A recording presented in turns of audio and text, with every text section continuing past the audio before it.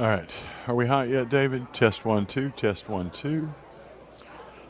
1, 2, 1, 2. Do I have a green light? I have a green light. I don't know yet. What? Can you? Test 1, 2. I still don't think we're fully juiced. He's distracted and chit-chatting. Test 1, 2. Test 1, 2. David Knox. 1, 2, 1, 2. 1, 2, 3, 4. That's better. I got a little bit. It's happening. That's better, right? Test 1, 2. Test 1, 2. Good morning. Oh, that was good. Now we're hot. I'm sorry to interrupt everybody. I like me some fellowship as much as the next guy. I like to see that happening, but it is time to get started. Good morning, welcome. I'm glad you're here this morning. If you're joining us for the first time or if you're visiting with us, welcome. We're glad you're here. This is our Sunday morning auditorium class where we have been walking through the life of David. This morning we'll be in 2 Samuel 15, and we'll do a little bit of a recap and get you back up to speed at what is going on. Basically, where we have gotten to at this point is David's out of line, out of touch lifestyle has led him to be disconnected from his children and everything that is going on with that. And in the course of that disconnection, his oldest son, Amnon, has raped one of his daughters, Tamar, and that was a big deal, obviously, but David doesn't do anything about it. The Bible says he's furious, but he doesn't. There's no teeth to his fury. However, Tamar's brother, Absalom, is a little bit less restrained.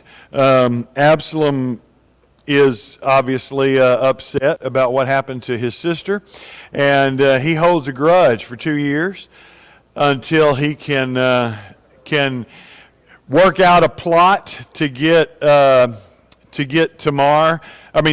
Amnon, the perpetrator, to his sheep shearing, and at that point he has his men rise up and murder Amnon, and so then he flees and goes back to the land of his mother's upbringing, Geshur, and he goes back to Geshur and lives there for another 3 years, hiding out until finally they shame David into bringing him back.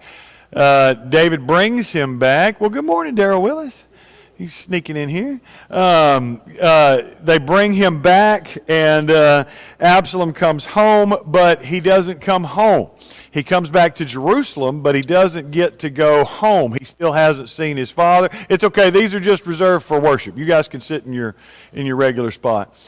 I'm playing usher as well. We have some reservations because one of our long-term members has a birthday, has a bunch of family in, and so trying to provide a space for them this morning. That's what's going on there, in case anybody's wondering about that. But that's for worship. At any rate, now I'm back. Absalom comes home to Jerusalem, but he doesn't have an audience with David. He is still shunned, and he does a lot of things. He finally is able to get David's attention through a lot of things, but then after all that kind of dies down, Absalom is not done. Absalom still feels outcast, ostracized, whatever you want to put on him.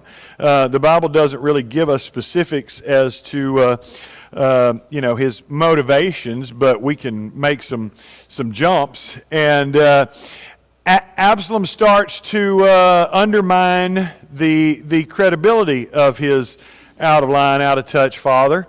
as people come to have their cases heard, he will meet them at the gate and say, well, there's not any representatives of the king today. So, I mean, if only I was appointed, I could hear all your cases. But, you know, that's just the way it is. Your king's not interested. And that's the JPV, the Jeff paraphrase version. But at any rate, you get the idea. Absalom is kind of undermining the credibility. He is sitting at the gates and shaking hands and kissing babies and playing politics and making promises. Finally, he musters enough support to make his move. And he does make his move. He convinces David that he had made a vow to God that once he was brought home, he would go to Hebron and offer sacrifices. And David sends him away with his blessing. Go, make your sacrifices. But what he's really doing is going back to the place where David was declared king to declare himself king. And he does. And when we get to chapter 15, about verse 13, David is done, and he realizes that this is a full-on coup, and he needs to make a run for it. And so he gathers up and says, you know, we must flee, or none of us will escape from Absalom. Now here's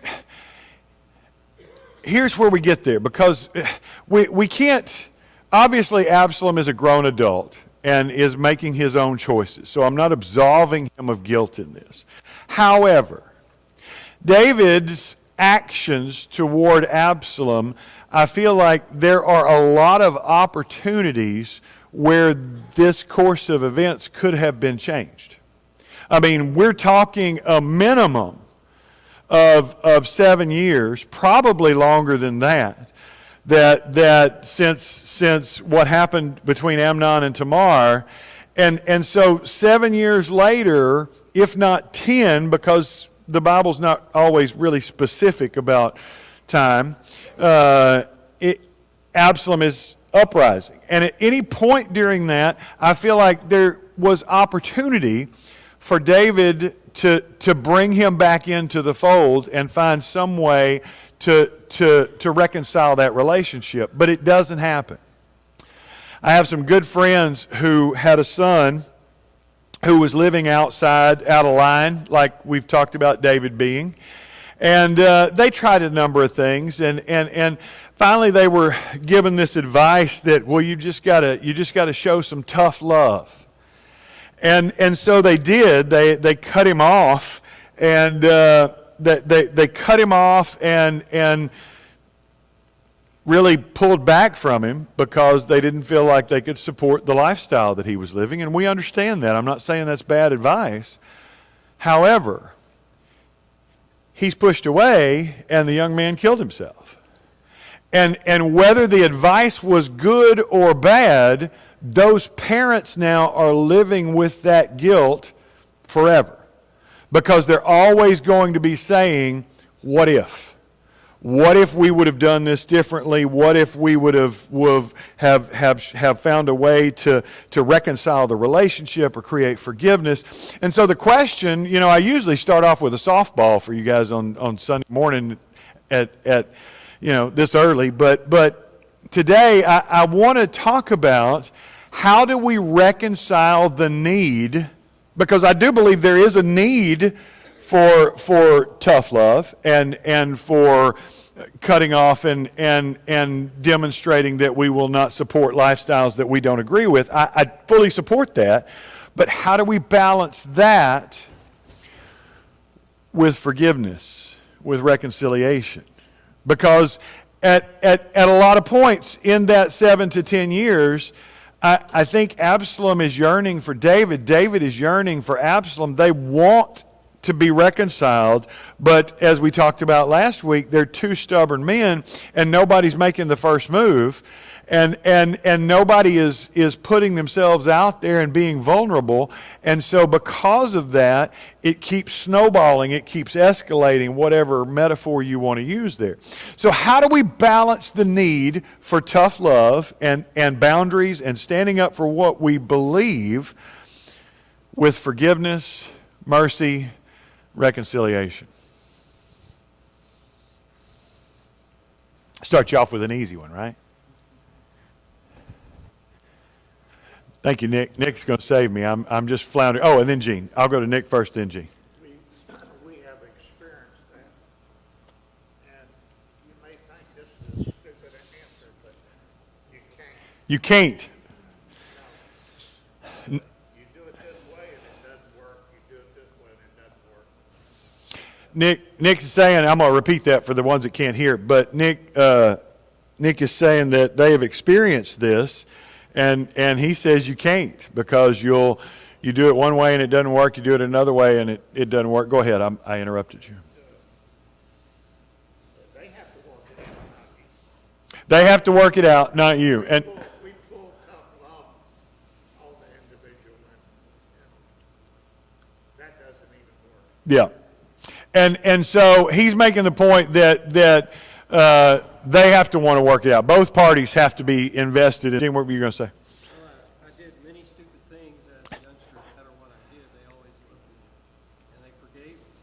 But I still had to deal with whatever consequences were in line. That Gene says he did a lot of stupid things when he was a youngster, and I'm with you there, same. But even though the parents forgave him, he still had to deal with the consequences of whatever those actions were. And I buy that. I'm not saying that we absolve consequences or that we ignore sin. However, I'm saying at some point, how do we heal that relationship? And maybe we don't know. I'm Daryl. Yeah, it's just one thing I think you have to keep in mind is every situation is unique in itself. So I could say, well, this is the way it should be done, but it doesn't take into consideration what the dynamics are in a relationship. So what works for me, it's like a proverb. This is generally true, but not true in every single circumstance. Very good point. Every situation is different. And, we used to say when I was teaching special ed, we'd have, somebody come in and I've worked with autistic kids before, and it's like, okay, if you've seen one autistic kid, you've seen one autistic kid. That doesn't mean they're all that way. And so you can't make that judgment. It's foolish, because every situation is different, and you have to come at it with an individualized approach. I agree with that. What else? I thought I saw more hands, but maybe I'm just wishful thinking. Luana? Love is, of course, the foundation. But it could be abused. You could, some kids punish, they don't work, it doesn't work. Right. You have extra love, doesn't work. No consequence affects some kids because they want to do what they want to do because I'm me and I deserve it. I want to do what I want to do. Sometimes they end up in jail. And that's a really good point. It is the responsibility is on the individual, especially when we get into adults. We can't. But yeah, there are obviously, as Gene was saying, there are consequences. There are things that we have to deal with, and you have to. Both parties, once again, like Nick was saying, both parties have to want to engage. I'm sorry.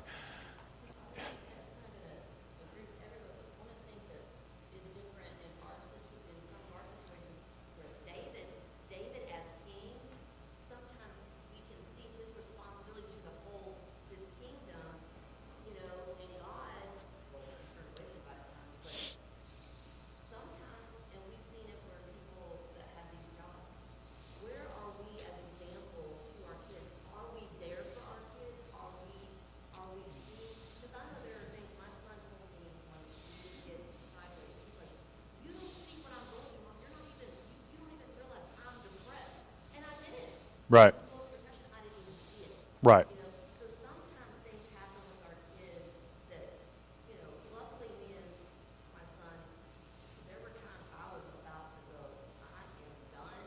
Mm-hmm. I have had it. You know, but I didn't. And there are some times that he's the way he is because I didn't, there was some tough love I didn't do, but then other times it was. But sometimes if we get so involved, we can make sure that we are watching our kids. Sometimes we're never going to see it because kids, especially teenagers, tend to hide things from their parents. But we have to see what am I doing in my life towards about me? You can see from David's life, he has promised, God's given him promises for his actions, and he didn't. You know, the choices he made, we see it's coming to bite him. You know, unfortunately, and you know, as parents, that's our goal is to are we being examples and say we're sorry if we are in the wrong. Mm-hmm. You know, and try our best. It may not always work. We may not come back together with our children. We can pray because God says that, you know, kids that turn away, they will come, you know, if they're rooted, they'll come back. And like she said, the love and if we're trying. They've tried, it doesn't work, but we gotta try. You got to try. We have to try. Absolutely. Huh?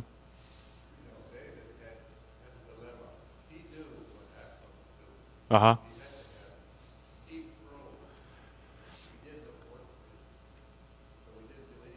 Absolutely.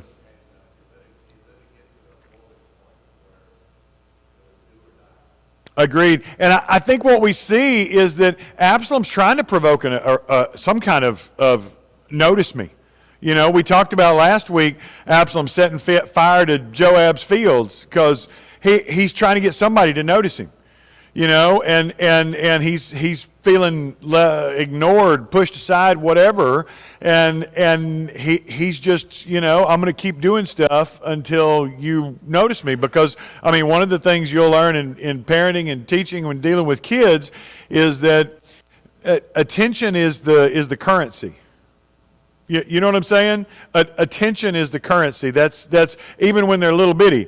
You know, mama watch me, mama watch me, mama watch me. You go to the pool on a random afternoon, and in the summer you'll see all the moms, you know, sitting there, mama watch me, mama watch me, mama watch me, and they'll jump in the water, and you're like, yay, that's great.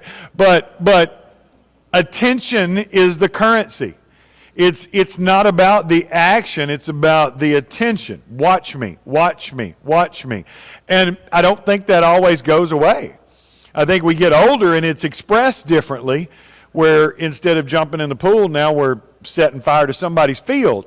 But it's still the same thing. Watch me, look at me, pay attention to me. And David is not doing that.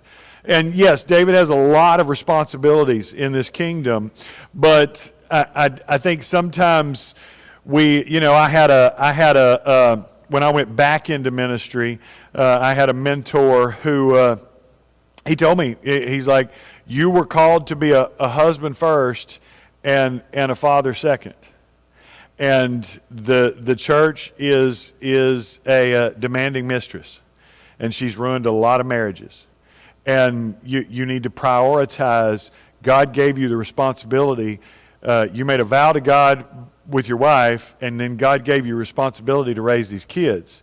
And there are lots of people who are ministering to and serving the church. And you need to not try to carry that weight all by yourself. And I think that's not just true in the church, that's true in a lot of careers. Because we as men get so invested in trying to provide that, you know, I was at a conference one time, and one of the speakers got up, he's talking to a bunch of preachers, and he said, you guys are so busy trying to serve Jesus and provide for your family that you're missing out on Jesus and your family at the same time. And that hits pretty hard. Because, and I think, once again, that's not just a ministry sickness. I think a lot of us have that because we get, as men, we get so invested in achieving, and in our mind, we're trying to provide for our family when our kids are still sitting back here going, Daddy, look at me. And that's what they really want. They don't know they don't know that the light bill is what it is and the mortgage is what it is, all this weight that you're carrying. They just know, Daddy, look at me. I think there's a lot of things that we can learn from this. And a few of those is, as we've talked about repeatedly, David is out of line. And what I mean by that is more out of alignment. He has wandered away and become so invested in kingship and in court that we don't hear a lot of the old David, right? The old David that was worshiping, that was seeking God, that was this man after God's own heart. And he's been distracted, if you will, by the responsibilities of running a country and the responsibilities of being a king, as well as we've seen in the previous chapters, his own boredom and his own proclivities. And so he's out of line. And I think as parents, one of the things we learn from this is you've heard the old story about on an airplane where they tell you to put your own mask on first. I got to get me in line before I can get my kids in line or my family in line or whatever. Because it's real easy for me to get so caught up in whatever it is that I'm my career, my life, that I get out of line with God. I get out of line with my spiritual life, and that it just like your car gets out of alignment, it causes a lot of other problems down the road. So the first thing is I can't be out of line. The second is I can't be out of touch. David doesn't know that we're told.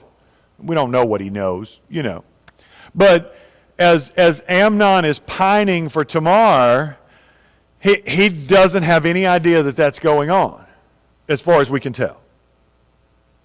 And then after it happens, he hears of it third hand. And once again, there little or no repercussion, just out of touch. Absalom is the one who goes to Tamar, brings her into his house, and tells her, I'm going to take care of this, and plots for 2 years. And he does take care of it. I'm not saying he takes care of it correctly, but he takes care of it. And again, what does David do? Not really anything.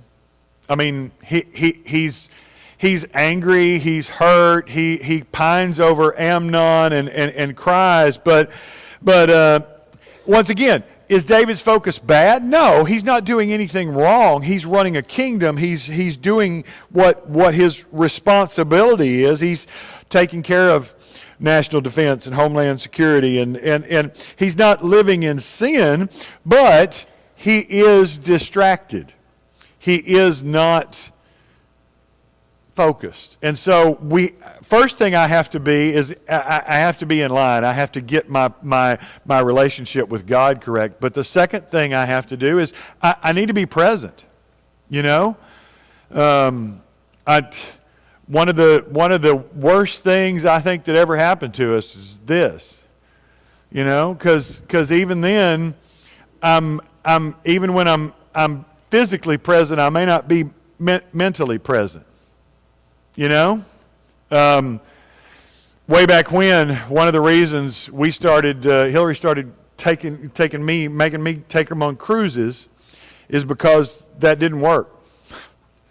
Now it does because they have everything, but I still refuse to pay for that because you can't get calls and you can't get emails and you can't get texts, and you have. It becomes a very expensive camera. But that's good because at least one distraction is removed. Whether you choose to be present or not, you can still not be present. But so being out of line and out of sight and out of touch let David's home life spiral out of control. The beautiful thing is he's not out of time.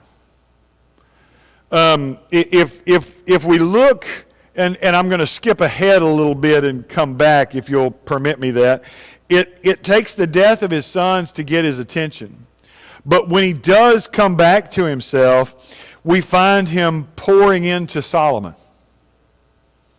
And it's taken a number of lives being destroyed for him to get to that point. I mean, Amnon's killed, Absalom will be killed, Tamar's life is ruined. And at some point, though, he does come back to himself, and we find him in 1 Chronicles 28, verse 9 and 10. And you, my son Solomon, acknowledge the God of your father and serve him with wholehearted devotion and with a willing mind, for the Lord searches every heart and understands every motive behind the thoughts. David is pouring into Solomon. He's pouring into Solomon with his own faith, his wisdom that he's learned both from his successes and his failures. And really, as parents, as fathers, I think that's kind of what I'm called to do, right? I mean, you've seen the memes that float around, you know, that when I was 16 and I told my parents I was sleeping over at Bobby's house, I was in a pasture on my back with a keg hose down my throat. I mean, that's the reason you're on Life 360. Because my parents thought I was sleeping over at Bobby's house getting ready for church the next day. And I remember what being a teenager is like. I'm not that old yet. And that's why I'm you know, so worried about who you're dating and where you're going and what. It's not that I want to restrict your life. It's because I remember what that was like. And I remember that I made a lot of stupid decisions that I thought were brilliant. But you see the point. David wished he had been able to say some of these things that he says to Solomon, to Amnon, to Absalom, and he lost that opportunity. He put deeper roots down for Solomon. He's present. His spiritual life is in line. His family life is more in line, and he is investing in Solomon in the future.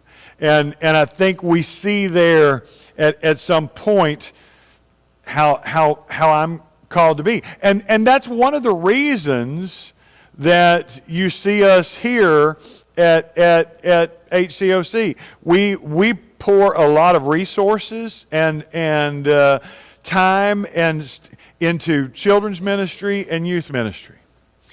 And you know, there are churches even still today that wrestle with whether they agree with that or not. And I'm not here to debate that. I'm saying we believe that children's ministry and youth ministry are a vital part of the life of a church. That's not just for the kids, that's for the families. And it's part of our calling. I mean, let me give you some statistics, okay? There was a new study that came out not long ago where they were studying people, the nuns, not NUNs, not the women in the Catholic, but those who put religious affiliation, nun, N-O-N-E. And as they're talking to them and to people who have deconstructed from their faith and asking them, you know, well, I just stopped believing. And so they started digging a little deeper, and a lot of these people had what I call a fairy tale faith. Does that make sense? That the Bible had been taught to them like a fairy tale, a morality tale. If you do this, then this will happen and you'll be blessed, instead of a real faith in a real God. It was a storybook. And at some point, as you endure life and face the trials of life, a storybook is not a firm enough foundation to build your life on. A relationship with a real creator and a real spirit that is living inside of you is, but a storybook, it's not enough. 2024 Barna study found that 73% of children's ministry participants, children who grew up with a active, invested children's ministry have long-term faith retention show long-term faith retention into adulthood. 73% of those who were raised with a real, vibrant children's ministry show faith retention into adulthood. That's huge. That's a direct connection. 2023 Barna study, 72% of children in children's ministry programs report stronger family faith. I mean, that's just solid math, right? And then we look at us. Population of Walker County is somewhere between 70 and 75,000, depending on which census you read. Persons under 18 years of age are somewhere around 17 or 18%.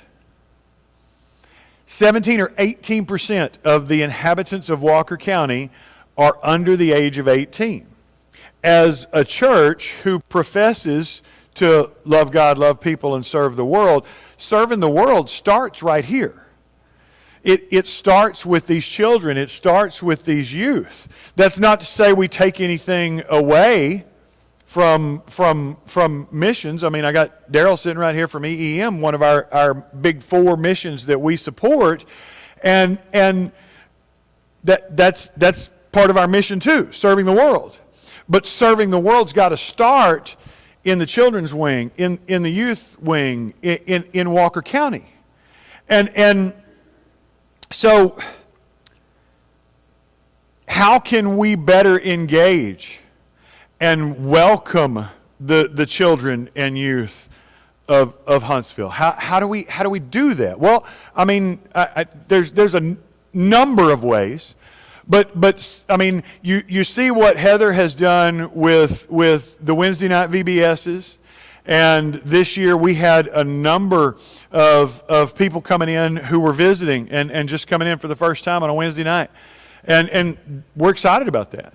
We had a number of our regular members who might not normally attend on Wednesday night who came because there was something their kids wanted to be a part of. They carried that over into July with the Water Wednesdays, and they're still getting the biblical lesson, but there's a fun component that makes them want to come, that makes church fun. We want them to grow up with church not being a place where they feel, rejected, ostracized, kicked out. I mean, you've heard me say we spend what, 14, 15, 18 years telling kids, you go to the nursery, you go to children's church, you go to the children's wing, you go to the youth ministry, you go to the youth wing, and then they get to adulthood and they don't come to church, and we can't understand why. And it's like we've spent 18 years telling them they didn't belong in this room, and they heard it, they believed it, and so we've got to make church a place that's fun. I mean, y'all pray for Scooter. Scooter just got back from a big mission trip in Nashville, and a big group that went and were going 24/7. I still remember youth ministry days, and you are on 24/7, and anybody who tells you you're not has not done it.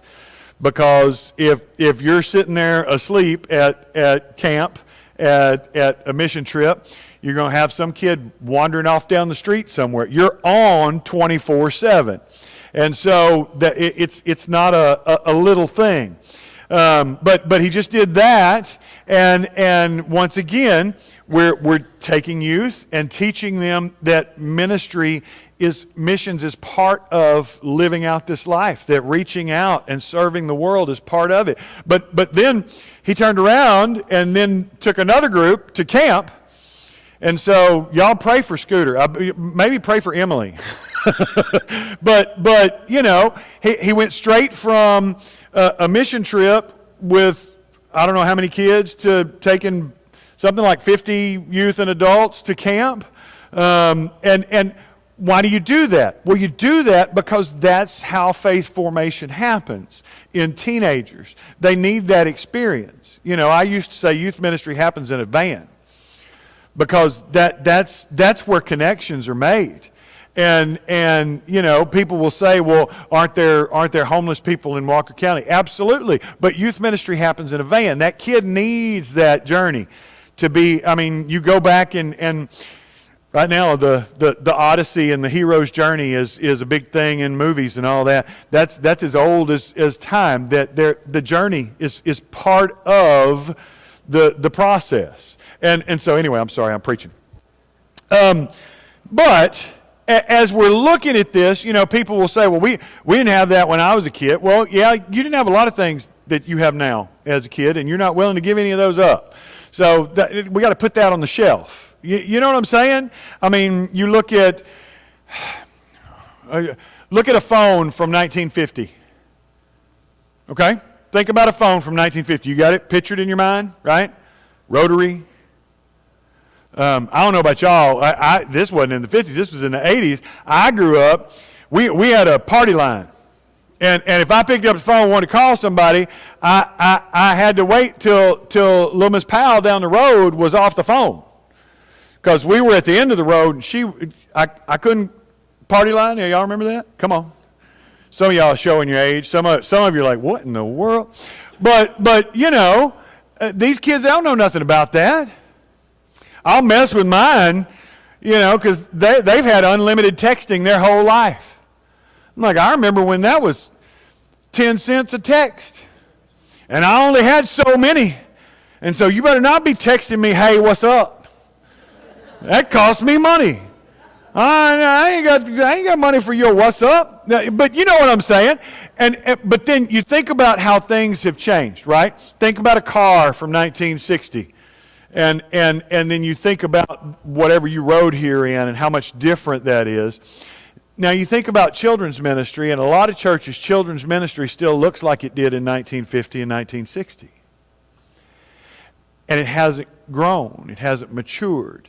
We're trying to get out of that. We're trying to think outside the box and engage these kids where they're at. Youth ministry doesn't look like it did in 1980 because, you know, these kids are facing things that you and I didn't have to face. You know? I mean, when I was a boy growing up, you went to football practice, and after it was over, some kid smuggled in the magazine that he found under his daddy's mattress, and we all huddled around, you know?